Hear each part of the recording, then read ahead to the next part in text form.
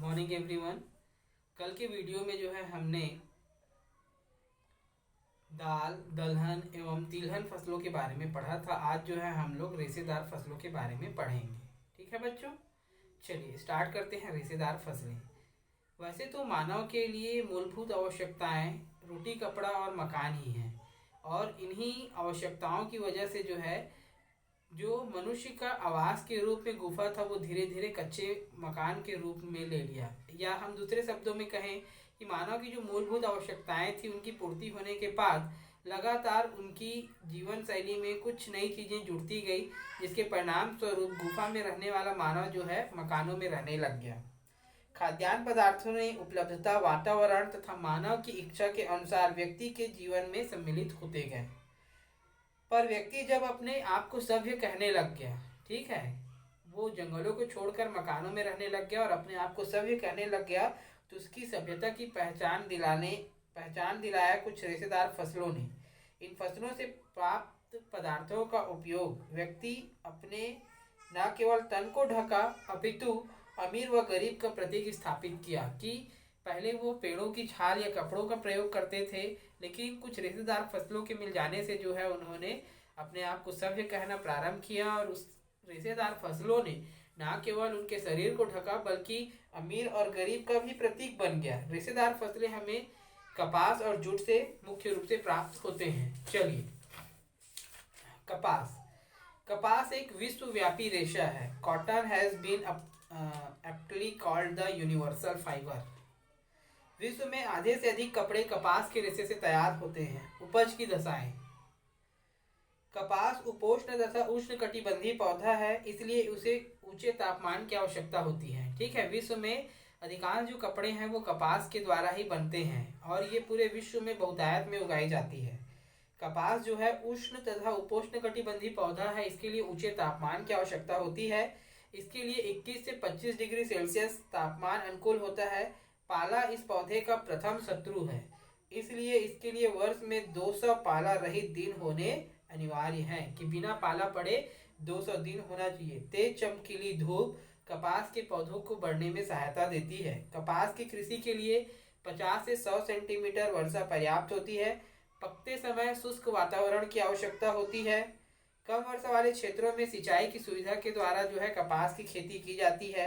हल्की दोमट मिट्टी जो जल को अपने अंदर अधिक देर तक सोख सके, या काली मिट्टी को जो है अधिक उपयोगी माना जाता है, क्योंकि ये इस मिट्टी में नमी धारण करने की क्षमता अधिक होती है।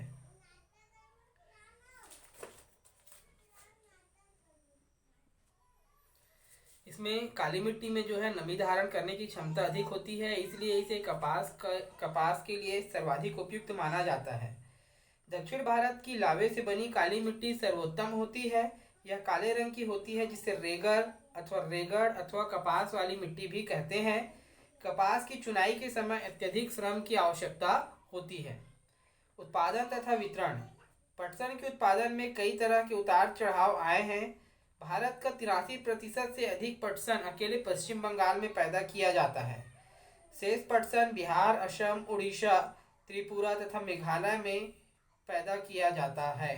कपास के प्रमुख उत्पादक क्षेत्र: गुजरात के मैदान, काठियावाड़, महाराष्ट्र में पश्चिमी घाट के पूर्व में पठारी प्रदेश, पश्चिमी प्रदेश और नर्मदा घाटी, दक्षिणी कर्नाटक और पश्चिमी आंध्र प्रदेश, दक्षिणी तमिलनाडु, पंजाब, हरियाणा, पश्चिमी उत्तर प्रदेश। क्षेत्रफल और उत्पादन दोनों की दृष्टि से महाराष्ट्र का इसमें प्रथम स्थान है कि अधिक क्षेत्रों पर भी बोया जाता है और उत्पादन भी अधिक महाराष्ट्र में ही होता है।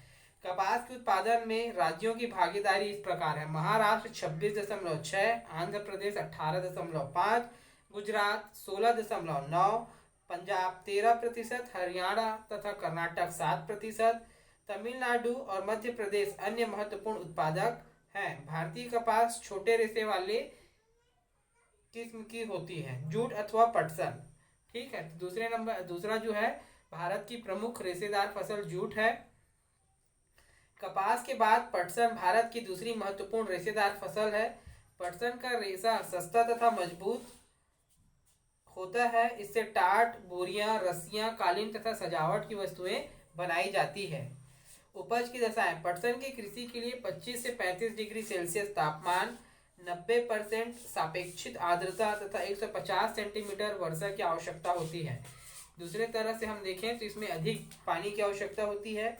यह फसल चीका युक्त मिट्टी में भली भांति उगती है। पटसन की फसल मिट्टी की उपजाऊ शक्ति को जल्दी छीण कर देती है, क्योंकि अगर पटसन उगाते हैं तो जो उपजाऊ क्षमता होती है उसे क्या करती है, ये समाप्त कर देती है, जिससे इसे निरंतर खाद की आवश्यकता होती है। परंतु पटसन की फसल सस्ती बिकती है और किसान खाद का खर्च सहन नहीं कर सकते, इसलिए यह फसल मुख्यतः बाढ़ के मैदानों में ही बोई जाती है।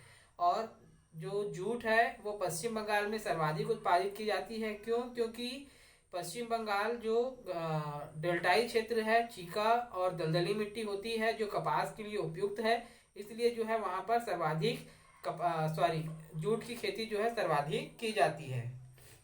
इन इलाकों में वर्ष भर नदियों द्वारा नई उपजाऊ मिट्टी बिछाई जाती है। पटसन की फसल के लिए अधिक श्रम की आवश्यकता होती है, क्योंकि पटसन को सड़ाने के बाद जो है उसके रेशे निकाले जाते हैं, इसलिए अधिक श्रम की आवश्यकता होती है। उत्पादन तथा वितरण।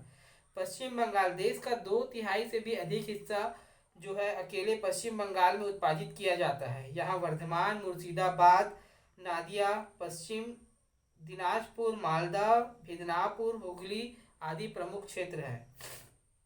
असम, यहाँ नवागांव, गोवालवाड़ा एवं कामरूप क्षेत्र में जो है पटसन उत्पादित किया जाता है। बिहार, इस राज्य में पूर्णिया, कटिहार, मुजफ्फरपुर, चंपारण, मोतिहारी, सहरसा में उत्पादित किया जाता है। उड़ीसा में कटक, बालेश्वर, पुरी में पटसन की खेती होती है। महानदी का डेल्टा क्षेत्र पटसन का उत्पादित प्रमुख क्षेत्र है। आंध्र प्रदेश के अंतर्गत उत्तर प्रदेश, त्रिपुरा, मेघालय, आंध्र प्रदेश तथा केरल में पटसन का उत्पादन किया जाता है। इस प्रकार से हम देखें तो कपास और जूट दो प्रमुख रेशेदार फसलें हैं, जिन्हें नकदी फसल भी कहते हैं या मुद्रादायनी फसल भी कहते हैं, क्योंकि कपास का अधिकांश हिस्सा जो है वस्त्रों के निर्माण में प्रयोग किया जाता है और जूट का जो हिस्सा है वो हमारे यहाँ बहुतायत में जो सामान तैयार होते हैं उसे विदेशों में बेचा जाता है, जिससे फॉरेन मनी भी हमें प्राप्त होती है। जूट को गोल्डन फाइबर भी कहा जाता है, सुनहरा रेशा भी इसे कहते हैं। ठीक है बच्चों, कोई भी डाउट होगा तो जरूर पूछेंगे। Thank you.